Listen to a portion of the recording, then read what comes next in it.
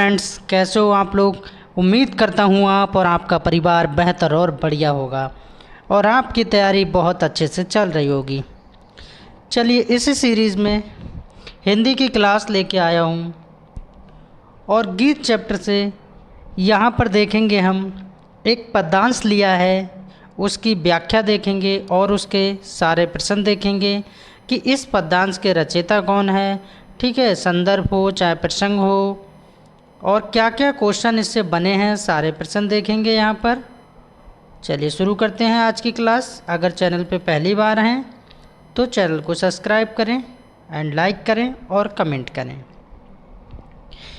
मुझे फूल मत मारो, मैं अबुला बाला वियोगिनी, कुछ तो दया विचारो। थोड़ा सा मैं आपको बता दे रहा हूँ।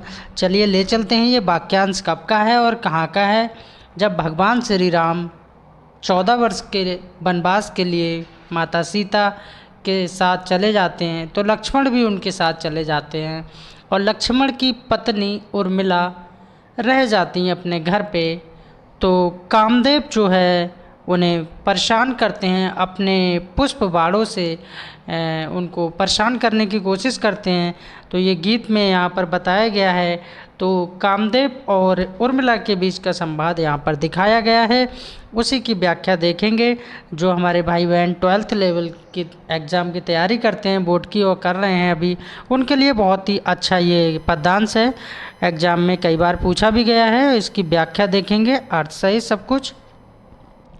मुझे फूल मत मारो, उर्मिला कहती हैं कि हे कामदेव, मुझ पे पुष्प बाणों की वर्षा ना करो, मुझे फूल मत मारो, मैं अबला बाला वियोगिनी, कुछ तो दया विचारो।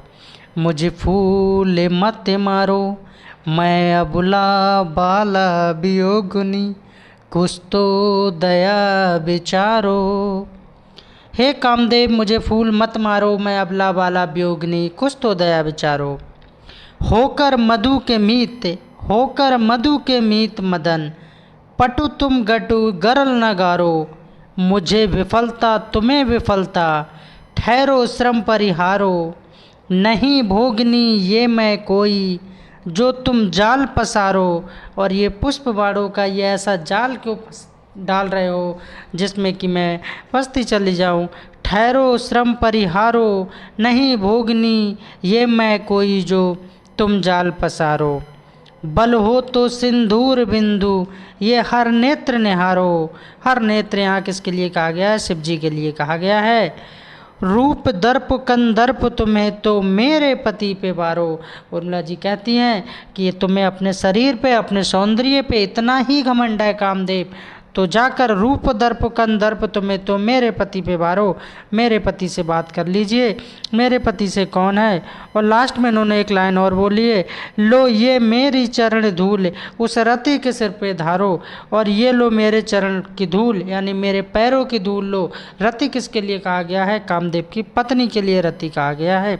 किसके लिए? कामदेव की पत्नी के लिए रति कहा गया है।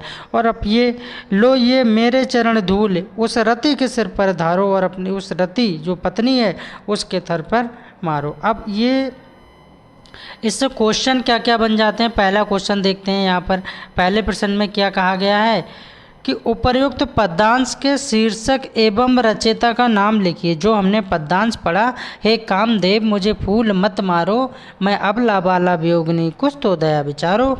तो ये क्या था? पद्यांश था। तो इसके रचयिता और लेखक का नाम बताना है। तो इसको हम कैसे लिखेंगे? प्रस्तुत पद्यांश साकेत महाकाव्य के, कहाँ से लिया गया है? साकेत महाकाव्य के। और ये क्या है? महाकाव्य के नवम सर्ग से, यानी 9 नंबर का सर्ग है, उससे लिया गया है।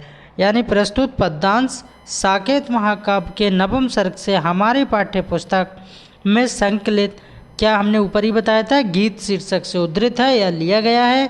और इसके रचयिता यानी कि कौन है? मैथिली शरण गुप्त जी है। तो ये गीत किसने लिखा है? साकेत किसने लिखा है? तो मैथिली शरण गुप्त के द्वारा लिखित है। सीधे सीधे आपसे 1-2 नंबर में पूछता है, या तो पाठ और लेखक का नाम बताइए या संदर्भ पूछता है। फिलहाल पद्यांश से कितने क्वेश्चन आते हैं? 5 क्वेश्चन आते हैं, और एक क्वेश्चन कितने का होता है? 2 नंबर का। टोटल पद्यांश से यहाँ पर कितने नंबर मिलते हैं? 10 नंबर मिल जाते हैं। 2 नंबर यहाँ से कंप्लीट हो जाते हैं। उपर्युक्त पद्यांश के शीर्षक एवं रचयिता का नाम लिखिए। तो पाठ का नाम क्या हो जाएगा? कहाँ से? साकेत महाकाव्य के नवम सर्ग से लिया गया है। और शीर्षक क्या हो जाएगा? गीत। और रचयिता क्या हो जाएगा? मैथिली शरण गुप्त। दूसरा प्रश्न इसमें क्या बनाया है? उर्मिला ने शिव का तीसरा नेत्र किसे बताया है?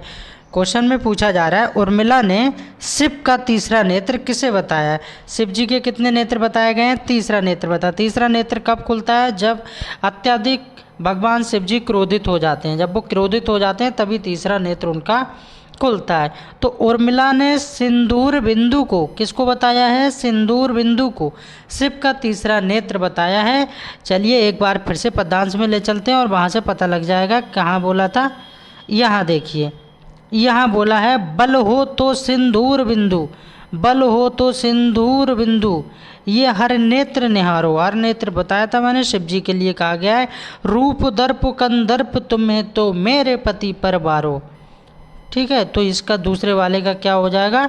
उर्मिला ने शिव का तीसरा नेत्र किसे बताया? तो उर्मिला ने सिंदूर बिंदु को शिव का तीसरा नेत्र बताया है, यानी कि शंकर जी का तीसरा नेत्र यानी तीसरी आँख बताया है। और क्या क्या क्वेश्चन बनते हैं इससे? तीसरा प्रश्न देख लेते हैं। तीसरे प्रश्न में क्या पूछा गया है?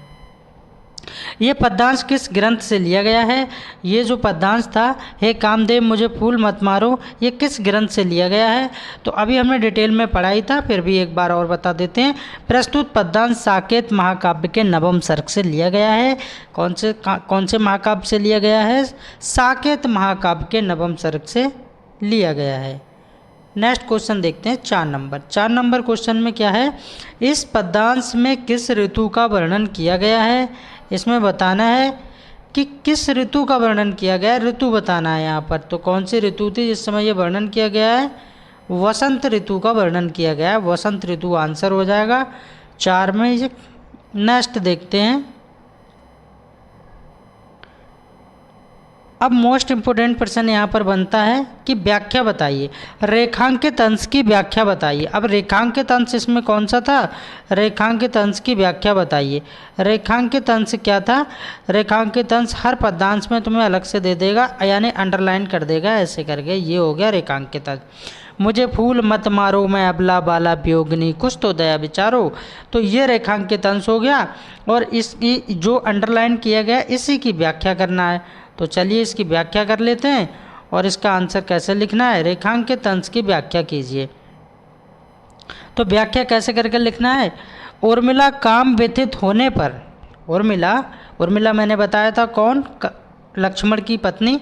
उर्मिला काम व्यथित होने पर कामदेव से प्रार्थना करती हुई कहती हैं कि हे कामदेव, तुम मुझे अपने पुष्प बाणों से, यानी पुष्प जो फूल हैं उन बाणों से घायल मत करो, क्योंकि एक तो मैं अबला हूँ, एक तो कहा है उन्होंने मैं अबला हूँ, और दूसरी मैं युवती हूँ यानी नारी हूँ, और तीसरी मैं वियोगिनी हूँ।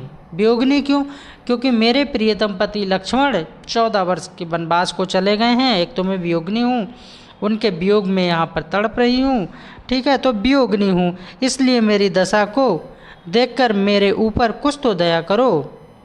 ये व्याख्या हो गई।